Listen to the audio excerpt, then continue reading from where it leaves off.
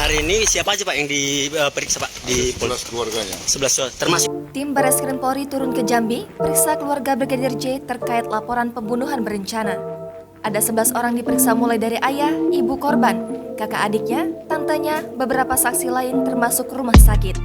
Pemeriksaan dilakukan Direktorat Tindak Pidana Umum Badan Reserse Kriminal Polri di Mapolda Jambi pada Jumat 22 Juli 2022.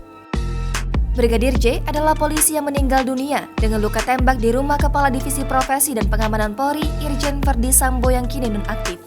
Kadif Humas Polri, Irjen Dedi Prasetyo dilansir dari Kompas.com mengatakan, keluarga Brigadir J diperiksa terkait laporan kuasa hukum beberapa hari lalu di Barreskrim. Diketahui, pihak kuasa hukum keluarga melaporkan dugaan pembunuhan berencana terhadap Brigadir J ke Barreskrim. Pihak keluarga mengungkapkan sejumlah kejanggalan terkait kematian Brigadir J di rumah dinas Irjen Verdi Sambo di Duren 3, Jakarta Selatan. Saat kematian Brigadir J pertama kali diumumkan Polri, sopir istri Sambo itu disebut tewas dalam baku tembak dengan ajudan Sambo lainnya, Barada E. Baku tembak terjadi karena Brigadir J diduga masuk ke dalam kamar istri Sambo, PC, dan melakukan pelecehan.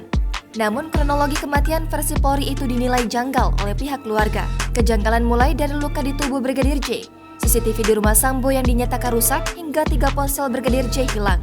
Dugaan pembunuhan berencana terhadap Brigadir J pun mulai mencuat.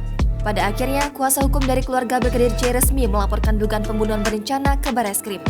Pihak kuasa hukum mengatakan laporan mereka diterima polisi. Terkait penemuan rekaman CCTV atas kejadian tewasnya Brigadir J, sang ayah, Samuel Huta Barat, berharap polisi dapat segera mengungkapkan kasus kematian Brigadir J. Tak hanya temuan CCTV, pihak kepolisian juga kabarnya akan melakukan otopsi ulang jenazah Brigadir J. Otopsi di mana Pak? Nanti nunggu di Jakarta. Oke Pak. Nanti kita kasih terangkap. Nanti kita kasih terangkap. Samuel dan keluarga pun kini tengah menunggu kepastian surat permohonan otopsi yang sudah disampaikan ke pihak kuasa hukum. Meski telah merestui dilakukannya otopsi ulang terhadap jenazah Brigadir J, Samuel menginginkan agar otopsi ulang atau ekshumasi dilakukan oleh pihak tim forensik yang independen.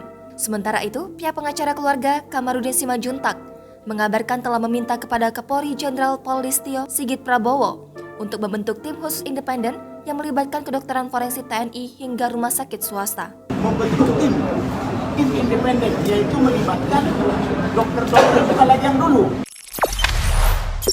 Jangan lupa subscribe, share, komen, dan like ya.